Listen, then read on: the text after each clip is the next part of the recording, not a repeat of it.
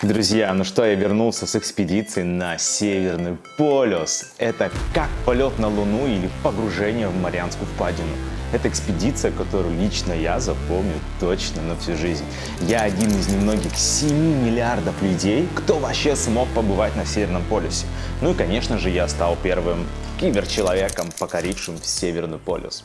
Это были невероятные 10 дней на одном из 6 атомных ледоколов в мире.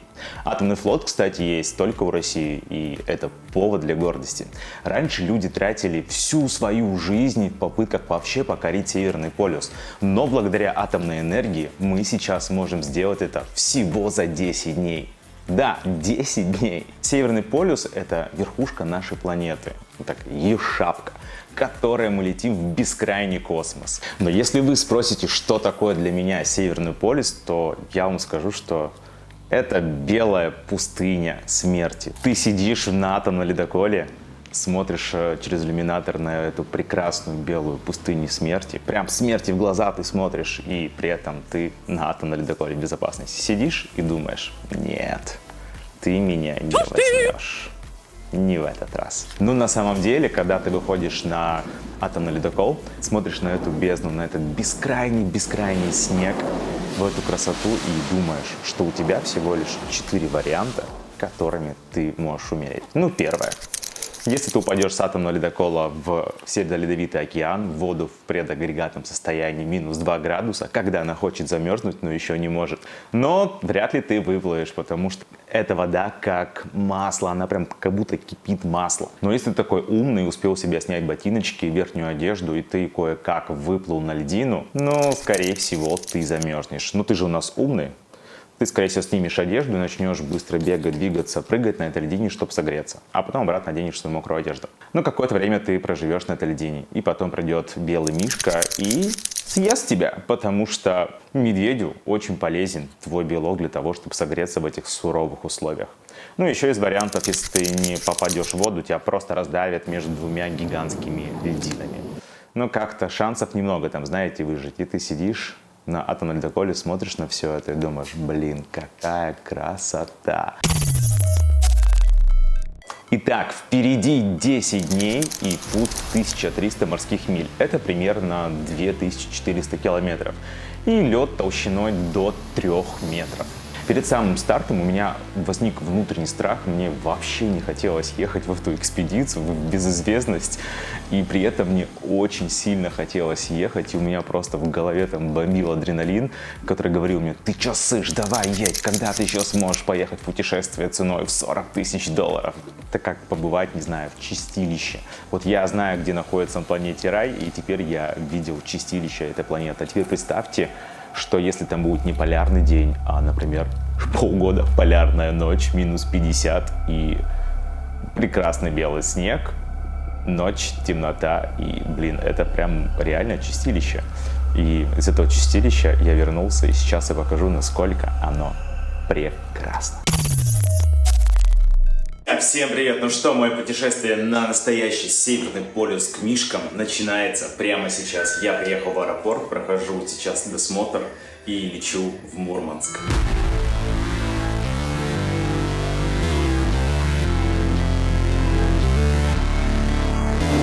Привет, Мурманск! Добрались до Мурманска и уже начали со всеми знакомиться. Ребята с разных городов, все эксперты, вот нас здесь 43 человека.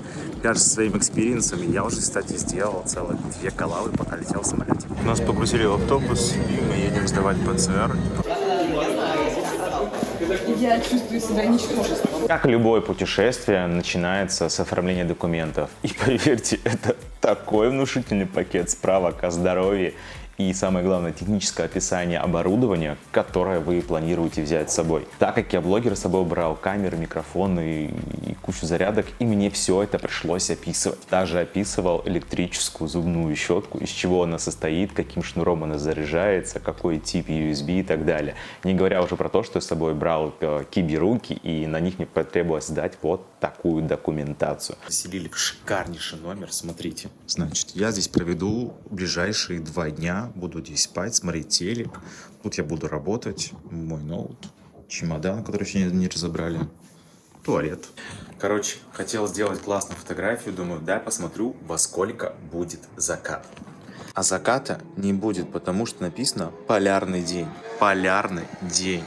То есть солнышко вот сейчас просто будет вырисовывать такую восьмерку и возвращаться обратно. И будет светло ночью. Наглые бакланы за окном вот классно скрасили мое времяпрепровождение. А еще нас предупредили, что здесь жутко опасные чайки, которые могут выбить окно в гостинице. И такие прецеденты уже были, поэтому их ни в коем случае нельзя кормить и нельзя стучать им в окошко, потому что начинают стучать своим клювом в обратку и окно разбивается.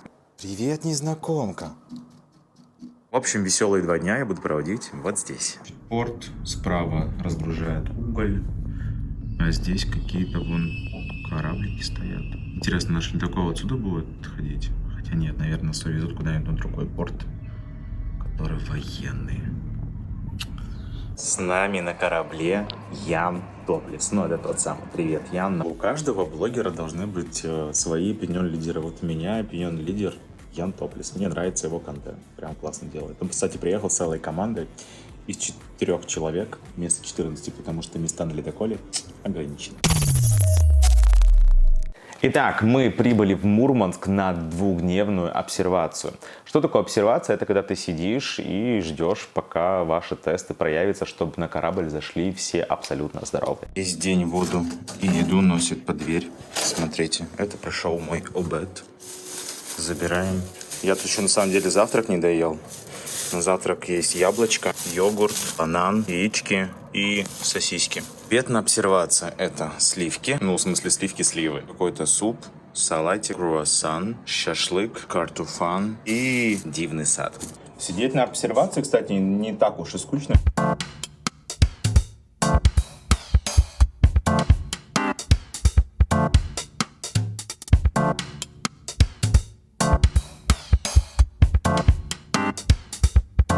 У меня есть куча дел, у меня недоделана презентация для ребят, у меня недоделано 3 трансформационных сессии. Это где я буду рассказывать ребятам свой жизненный опыт и передавать его им, говорить примерно, что я делал для того, чтобы достичь вот этой точки, сидеть на обсервации. Да. Им нужно построить свою жизнь, какие поступки нужно принять, чтобы достигнуть желаемого. Нам выдали классный мерч «Ледокол знаний 2022», который хочется носить и после экспедиции. Только что постучали и принесли мерч. Смотрите, какой классный. Это кто тут еще прилетел? Прилетела, значит, наглая борзая чайка. Вон, заглядывает. Ну ты, конечно, ля какая красивая. Лапки-то какие у тебя. Продолжим распаковку мерча от Росатома ледокола знаний. Я уже знаю каюту, где я буду жить. Я не придаю значения цифре 13, но мне нравится. Каюта номер 13. Кстати, как вы относитесь к числу 13? По мне так это вообще такое же обыкновенное число, как 10, 12, 7 и так далее. Ты опять, что ли? Ну что тебе надо? Так, что у нас внутри? Термос. Термос никогда не бывает лишним. Так, что же это такое? Powerbank. Если я знал бы, что мне дадут в мерче Powerbank, который не даст разрядиться моей камере, чтобы я мог снимать для вас контент. У меня там гигантский чемодан, там столько барахла для того, чтобы не замерзнуть, чтобы было что попить, поесть. Но мне, кстати, нужна только одна перчатка, а не 2. Ну, я могу поделиться с другом. Напишите, кому отправить одну красную перчатку. Классный блокнот, лишний не бывает. Да, я только мечтал купить с собой в дорогу поясную сумку. Там. Кстати, как вы относитесь к поясным сумкам? Носите, нравятся они вам? Нужны, нет? Сюда кучу барахла влезет. Powerbank туда можно будет положить, камеру и все, что будет вам необходимо для съемки контента и путешествий. Так, что же еще? Это флисовый воротник. Не замерзнуть на севере. Это вполне хватит для того, чтобы не надевать шапку. Футболка 1 и футболка 2. Что это такое? Да, это классная флисовая кофта. Это нашивки, я понял. Покоритель Северного полюса.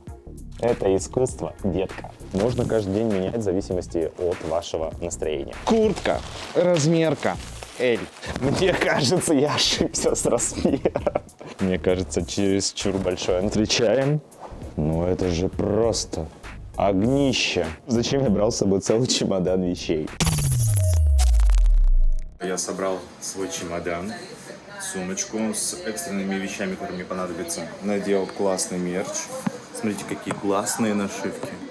Это Север, детка. И мы собираемся выезжать на сам ледокол.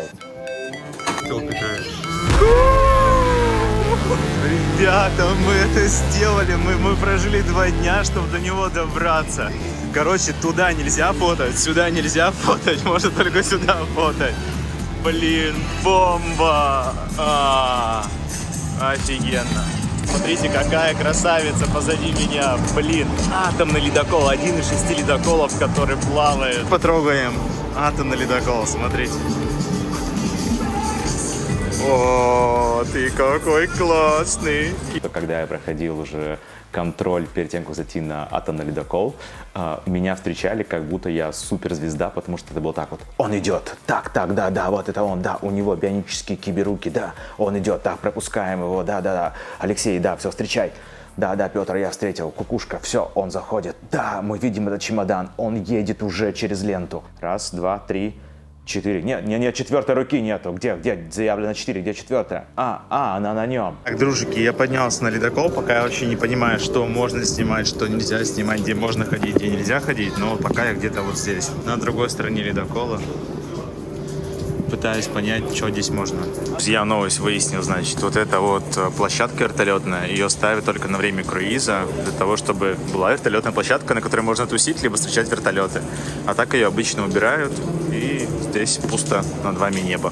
Да, атомный ледокол. 50 лет победы. Это самый большой из современных арктических атомоходов.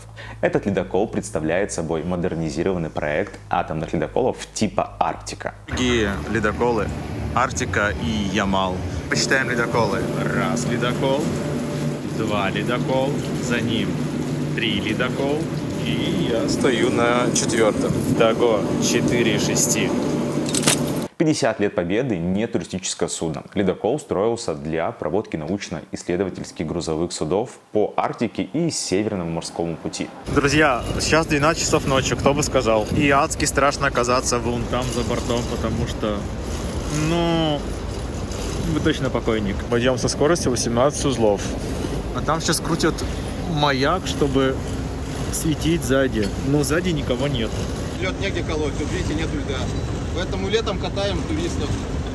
Не, зимой мы газовозы возим, которые газ возят. Лишь в летние месяцы у путешественников появляется уникальная возможность отправиться в вояж к самой северной точке планеты на настоящем рабочем атомном ледоколе. Сколько же стоит такая экспедиция? $40 000. Не бюджетно, согласен. Навигационные таблички на ледоколе на английском и китайском языках. Из этого понятно вообще, кто основные туристы на Северном полюсе. Почему называется экспедиция, а не круиз на Северный полюс? Тут все очень просто. Японскую туристку заселили в каюту в $40 000. Она покупала себе круиз на Северный полюс. А она была таким, знаете, опытным круизером, и она знает, как выглядят круизные лайнеры. И начала возмущаться, что это вообще не соответствует ее представлению о круизах, и попросила переселить ее классом выше. Ей сказали, что это капитанская каюта, и выше класса уже просто не бывает. Идем искать мою каюту номер 13. Ты в какой каюте? 13-й. 13 это на 3-й, со мной поедешь. В какую сторону? Наверное, сюда. Да, Вадим, лифт был ничего. 12. И 14. Нет. Что такое? Спальня.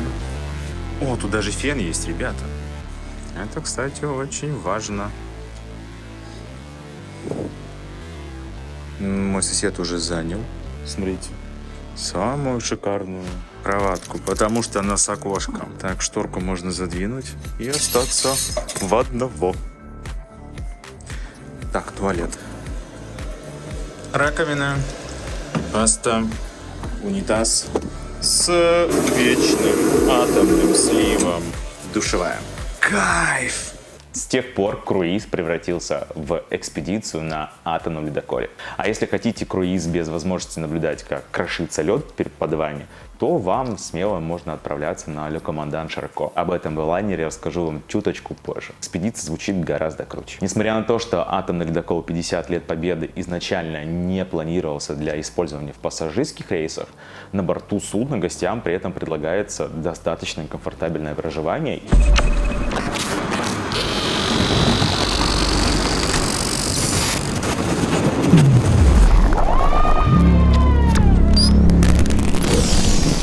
Спортзал, да, пусть и вот такой вот старенький, ну, такой родной. У меня такой был, и я с такого начинал когда-то заниматься.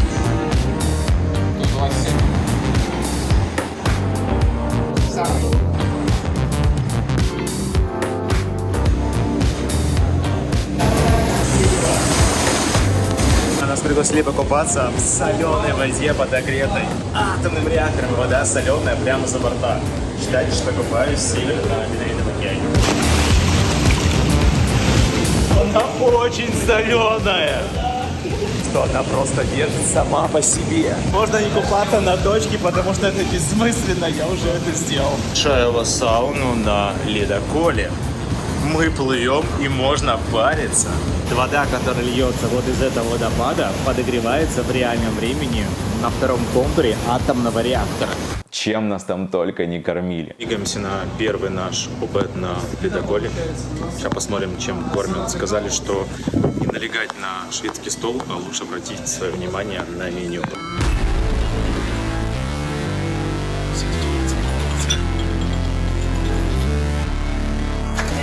Сейчас здесь бывает полдники. Вы только посмотрите, какая вкусняха. Сегодня третий день, начались льды, и вся еда просто гуляет по всему столу.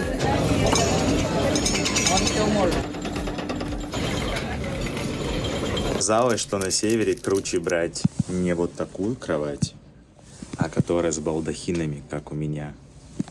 Открываешься вот так этими шторками, и у тебя здесь свой вайб, свое личное пространство. Спалось на ледоколе, потому что он такой дребезжит, шатает, тебя убаюкивает, качает, и ты такой ложишься и сразу засыпаешь. А еще вчера мы перевели часы в 12 ночи на 2 часа назад. Я не знаю, с чем это связано, но всех находится на борту ледокола сделали перевод часов на 2 часа назад. Поэтому сегодня все классно выспались, включая меня. Итак, что такое ледокол знаний? Это образовательная экспедиция для старших классов. Трансформационная поездка, в результате которой ребята выйдут с ледокола абсолютно другими. Они будут знать, как спасти Арктику, какую профессию выбрать и почему атомная энергия – это будущее в арктических условиях. В этой экспедиции я был экспертом-трансформатором. Вас научат правильно сценировать, правильно писать инструкции самим себе и правильно с этим работать. Я поделился 3 мотивационными историями из своей жизни и опытом, который вынес из этих историй. А также провел мастер-класс по видео и фотосъемке. Лайфхак, который я поймал в своей жизни, про ценность знакомств, коммуникации, коллабораций. Но вот те, кто не подняли руку, поверьте мне, после сегодняшнего выступления через эту аудиторию как раз могут донести свою миссию, что протезы есть, созданы, и любой человек без руки может получить бесплатно, главное просто иметь желание. И я подумал, что если первый раз мое письмо сработало, наверное, это можно штуку масштабировать. Я даже писал Яну Топлесу. Привет, Ян. И вы не поверите, они отвечают. Кто кому писал? Для ребят это возможность пообщаться и встретиться с лучшими в своей области спикерами и трансформаторами. На нашем ледоколе было 66 детей и 47 спикеров. В любой момент можно было подойти и спросить совета, экспертного мнения или просто поддержки, попросить, например, обнимашек. Также пройти мастер-класс по диджеингу у самого Дениса Симачева. Когда-то я носил его куртки, шапки, футболки, теперь у меня была возможность поговорить с маэстро. Экспедиция проходит на одном из 6 атомных ледоколов в мире. Сегодня это единственный в мире атомоход, который доставляет туристов на Северный полюс. Атомный ледокольный флот есть только у одной страны в мире – у России. Все остальные – это круизные лайнеры, которые курсируют по проделанному пути атомными ледоколами. Основное преимущество атомных ледоколов в том, что они автономны. Ледокол 50 лет Победы может работать на одной зарядке топлива целых 5 лет. За счет урановых стержней атомный реактор нагревает воду, превращая ее в пар. Пар крутит турбины генератора, вырабатывая электричество, которое питает электродвигатели. Ну а электродвигатели уже вращают 3 грибных винта в диаметре от 3 до 6 метров при общей массе более 60 тонн. И вся вот эта энергия от 2 атомных реакторов на борту ледокола мощностью по 170 мегаватт каждый. Мощности 2 этих установок достаточно, чтобы снабжать электричеством город населением 2 миллиона человек. Друзья, так выглядит привод руля на атомном ледоколе. Это то, что поворачивается, собственно говоря, как называется, лопасть, которая направляет ледокол влево или вправо. Резервный генератор.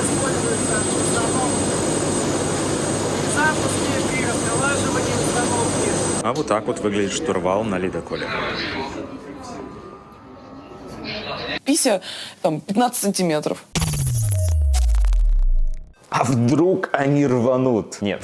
Ядерные реакторы надежно защищены от аварий и внешних ударов. Ледокол может, например, выдержать прямое попадание в реактор пассажирского самолета.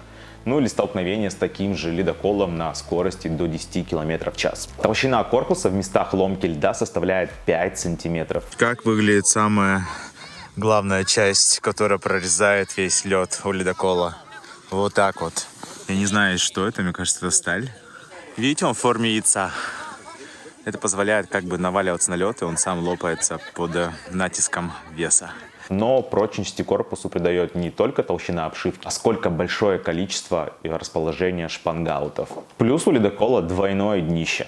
Так что в случае пробоины вода в корабль поступать точно не будет. Самое атмосферное место, которое есть на ледоколе, вы только послушайте.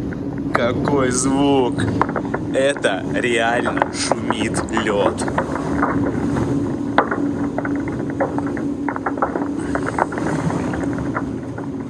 Сейчас он еще не очень толстый, но когда будет толще, здесь будет гораздо шумнее. А если приложить... А если приложить руку к стене, то чувствуется вибрация. Потерялись, ищем музыкальный салон, но не находим его. Сейчас буду говорить, как эвакуироваться в случае чего из этого судна. Не знаком, хорошо. Началась шлюпочная эвакуация, тревога. Так, что нам тут делать? Куда бежать? Позвонили, так позвонили. Так, мне кажется, нам туда. Пассажирская служба и пассажиры. Сбор пассажиров по шлюпкам. В каждой каюте есть такая табличка с номером вашей шлюпки, которую необходимо занять в случае шлюпочной эвакуации. Выходим, пожалуйста, быстрее, все уже внизу. Сейчас мы спускаемся к нашей шлюпке. Нам проведут инструктаж, мы познакомимся со своим капитаном. 13-я. Здесь, да? Задача шлюпки – максимально оставаться на одном месте и ждать помощи. Это дежурная и одновременно спасательная шлюпка. На борту есть 5 гидрокостюмов, с помощью которых можно будет спасать попавших в воду людей, огнетушитель, все места оборудованы ремнями безопасности, весла, небольшой запас воды и продовольствия, а выше располагается место самого рулевого. Ледокол 50 лет Победы был построен в 2007 году. Водоизмещение 25 тонн, длина атомохода 159 метров, ну или 35 машин.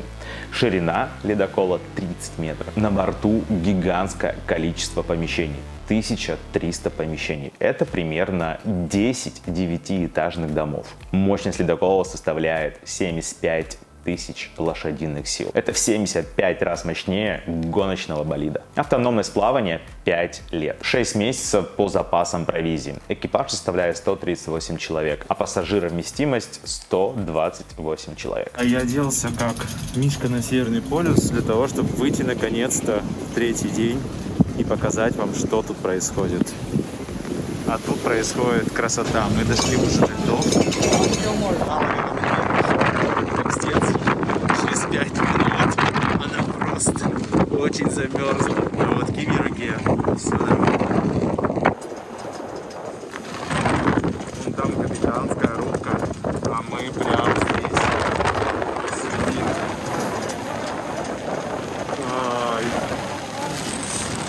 это классно. И страшно, и классно.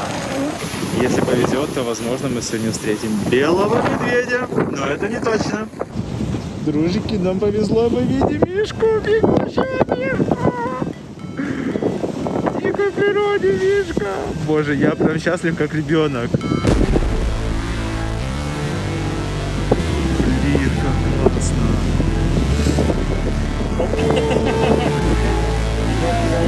Устал. Испугался, убегает.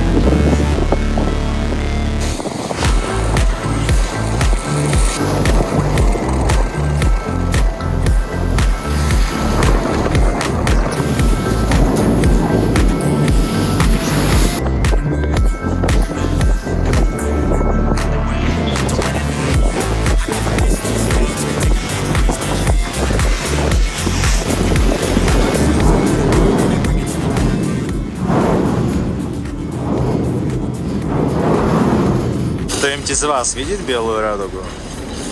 Она есть. Жалко, камера плохо передает это, но глазами это невероятно, конечно. Вот на Северном полюсе есть белая радуга.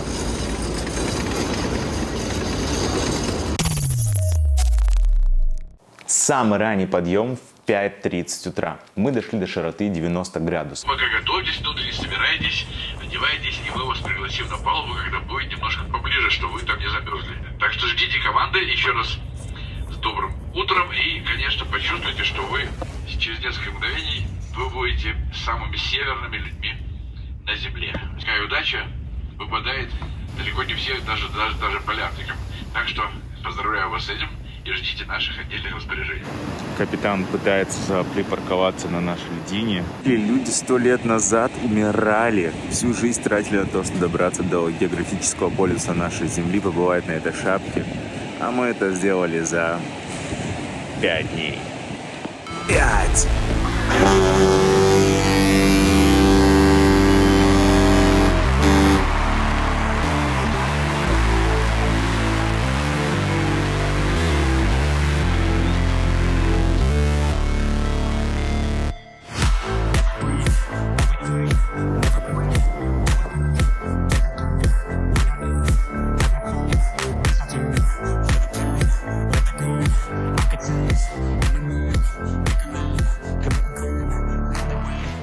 Капитан ищет место подходящей парковки возле большой льдины, чтобы все вместе выйти на берег.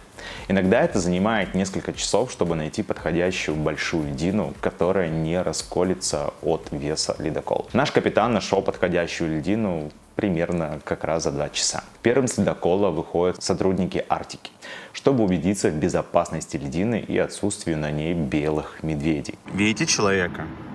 Он охраняет нас от белых мишек. В автоматах снотворное и резиновые пули, чтобы отпугивать медведей.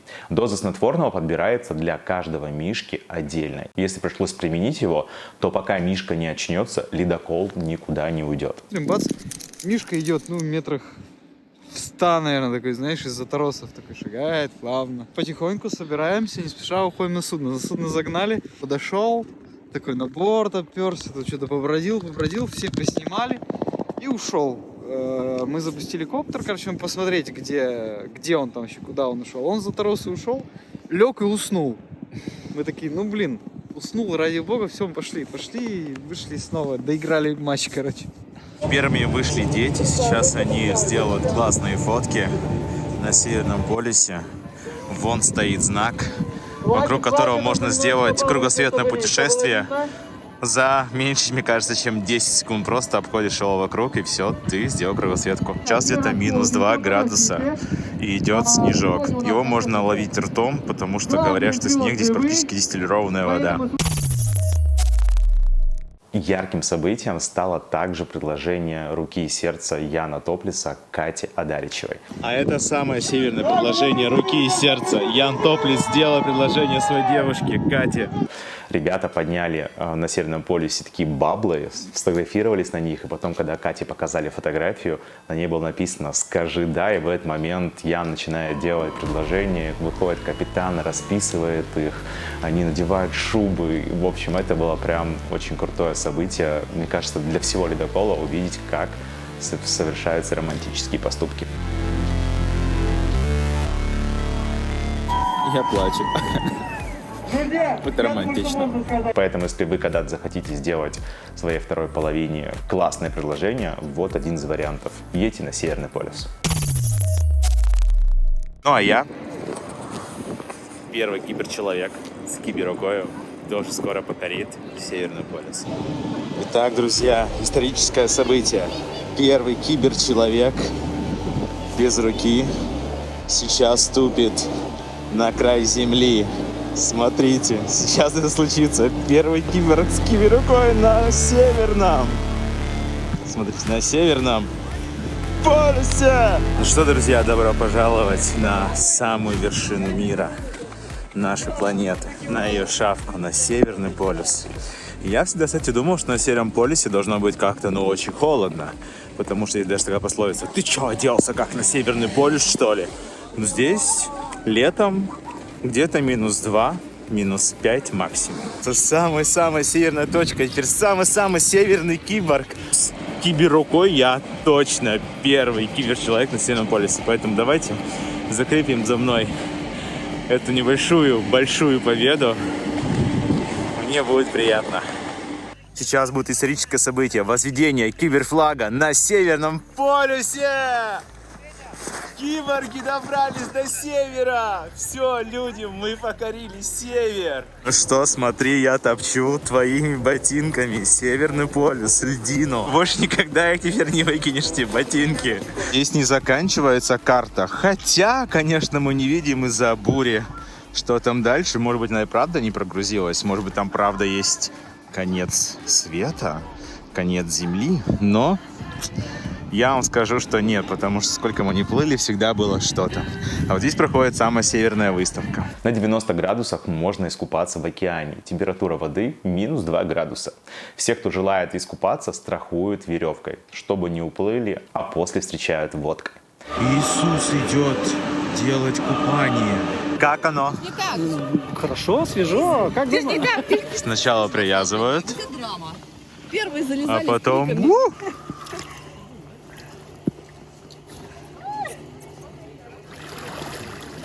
Далеко не плыви. Так, купальник. Так, идем к канату, с которым все фоткаются.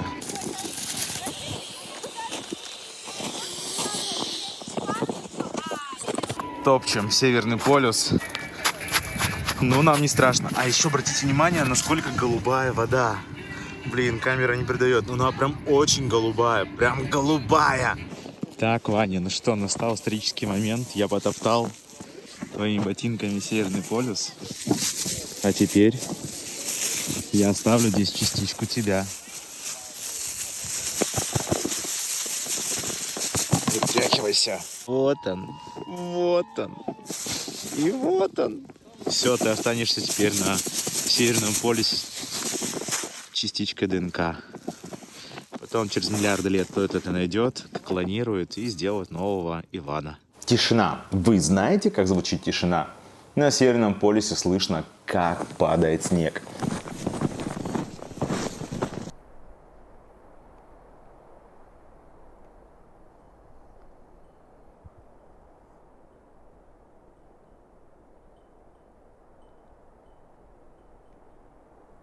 Кстати, снег настолько чистый, что его можно есть как мороженое. Это практически дистиллят. Самое прикольное, что здесь настолько чистый снег, что он практически дистиллированная вода, и его можно есть как мороженое. Помните, он в детстве говорили, что нельзя есть снег? Можно на самом деле, если он с Северного полюса. Ян! Ян, тебе в детстве мама говорила, не ешь снег? Типа да. А здесь, смотри, можно.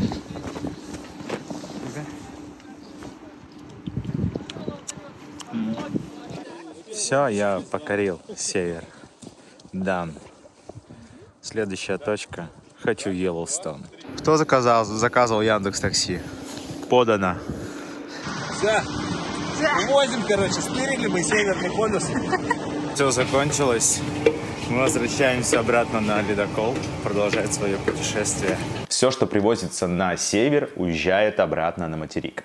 Северный полюс — это заповедная зона Арктики, и тут ничего оставлять нельзя, кроме белого снега и пережитых эмоций. Теперь смотрите, как человек своей деятельностью тут все исходил. Нас на минуточку 100 человек на судне. А мы стоптали тут абсолютно все. Умный в гору не пойдет, умный гору обойдет. Не смотрите. Ну а вечером, после покорения Северного полюса, у нас был настоящий барбекю прямо на палубе атомного ледокола. Остановили специальный ледокол, чтобы сделать нам гриль-пикник. Вот с таким вот шикардосным видом. И нам готовят колбаски, коры ягненка, стейки, печеные яблоки, глинтвейн. Блин, и мы просто чилим. Блин, прям кайф.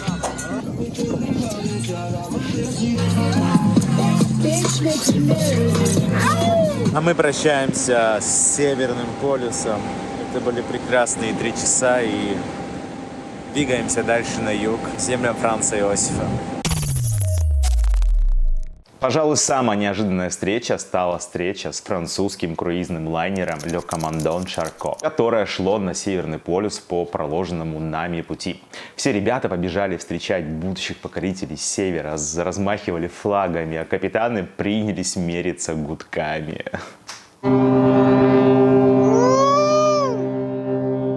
А мы вышли встречать французское судно.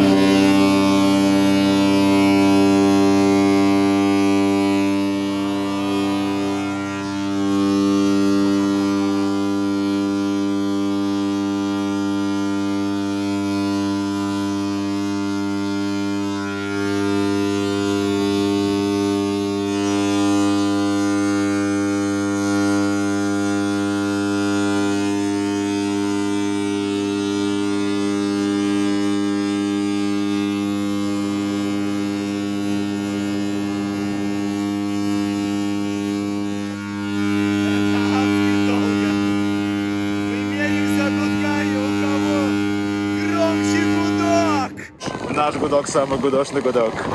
Это маленький.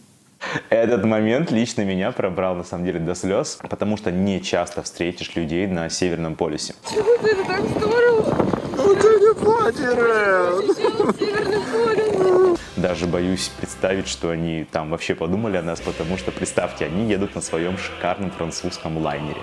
Встречают красный атомный ледокол. Все дети в красном, размахивают флагами, а потом еще и сами начинают петь гимн России. А капитан безудержно гудит несколько минут гудок, без перерыва. Мне кажется, у французов случился шок от этого.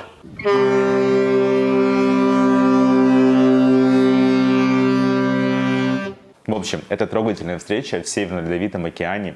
Частички суши 2 абсолютно разных государств. Кто-то из ребят вспомнил даже «Бонжур», ну а я, конечно же, спел французам песню.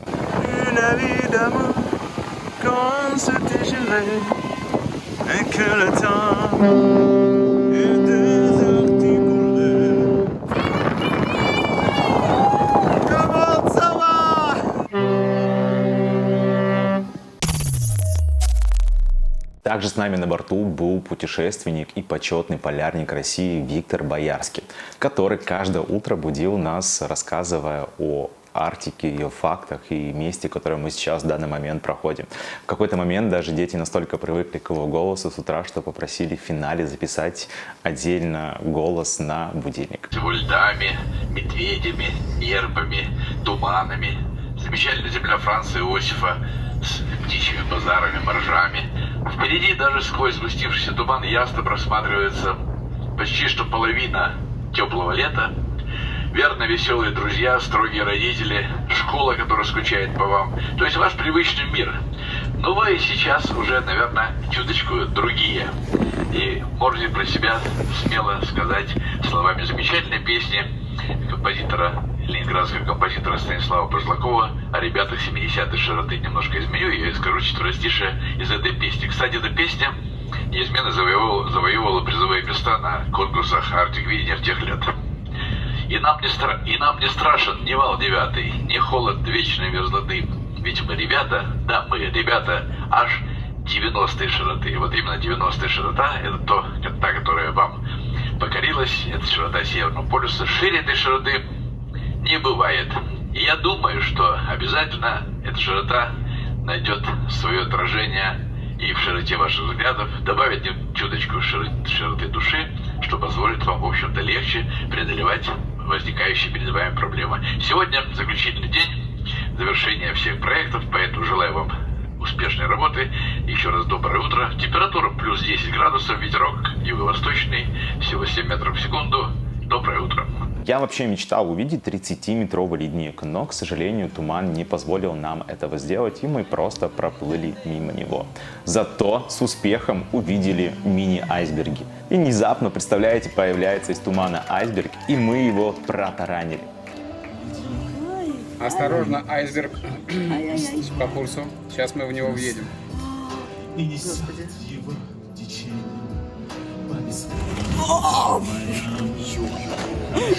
Господи. Парни, мы много чего потеряли, правда. Мы вот ёпарасы. Меньше всего я рассчитывала, что я врежусь в айсберг.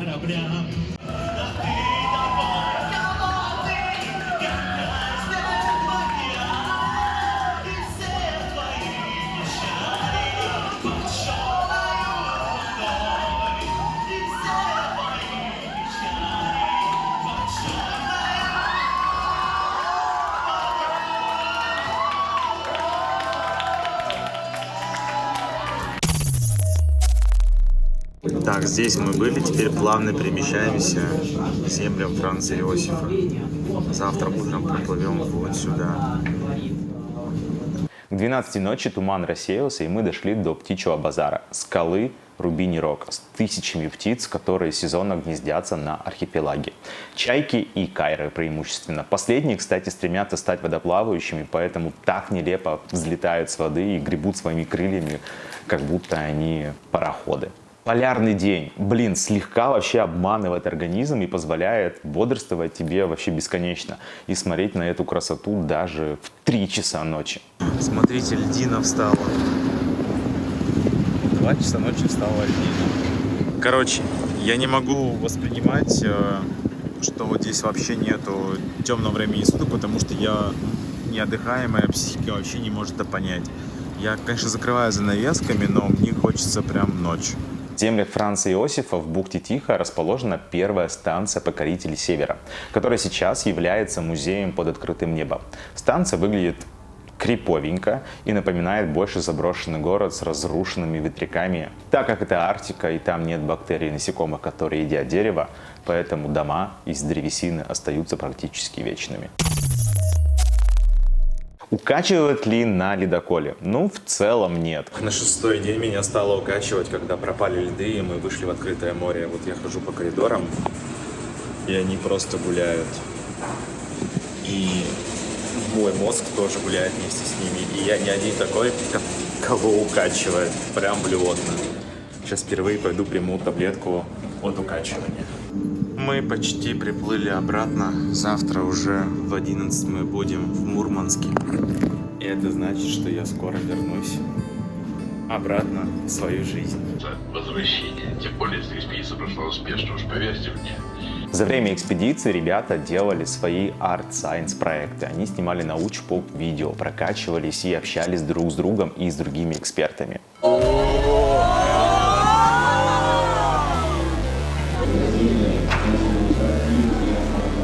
Ты сам доволен? Слушай, ты знаешь, удивительно, мы сделали аккурат то, что запланировали в те даты. Это, наверное, самый соответствующий дедлайнам проект в моей жизни. Чуть ли не поминутно было все запланировано на берегу, и произошло ровно так, как должно было произойти. Просто поверить в это не могу. В последние дни мы все сдружились, и было грустно понимать, что вот сейчас мы все уже скоро расстанемся. Дети вообще довели меня до слез на последнем мероприятии, когда начали вешать на меня ленточки и говорить теплые слова о том, как мой пример их мотивирует, какой я сильный человек. Здесь общий катарсис всего это обнимаются, повязывают ленточки, плачут.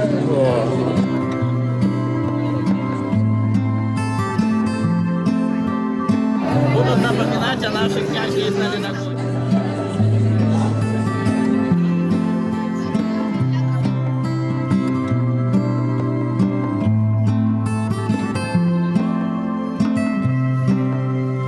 впечатление. Дети довели меня до слез своими повязыванием ленточек, своими прекрасными теплыми словами. Блин, это так классно. Просто нереально классно. Если вы сейчас смотрите это и досмотрели этот ролик до конца, ребята, вам нужно съездить на ледокол знаний, поучаствуйте в конкурсе, подавайте заявку, прокачивайте свои мозги, узнавайте новое, и у вас будет возможность увидеть Северный полюс и пообщаться с классными спикерами, трансформаторами и фасилитаторами. На этом, я думаю, этот выпуск пора заканчивать. Все ссылки на конкурс «Ледокол знаний» будут под роликом. Подавайте заявку, проходите отборочные туры и отправляйтесь в путешествие жизни. А мы с вами увидимся в светлом кибербудущем. С вами был Илья Киборг. Пока-пока. И, кстати, если не смотрели ролик до конца, не забудьте поставить лайк и поделиться этим видео со своими друзьями. Теперь точно пока. Я вернулся, как классно. Я еще, мне кажется, буду переживать эти эмоции еще где-то несколько месяцев, пока вот не разгребу все свои сторисы, все видео, все фото. Конечно, невероятно было путешествие. Хотел бы я повторить такое, да, но хотя бы уже поехать в полярную ночь. Я хочу увидеть, как это все выглядит постоянно, когда у тебя ночь. 10 дней света я уже видел. Это, конечно, тоже незабываемый экспириенс, когда у тебя постоянно солнышко делает восьмерку и вообще не садится, у тебя нет понятия сумерек. Ты уже просто на 10-й день мечтаешь увидеть ночь, закат, рассвет, луну, но ее нету.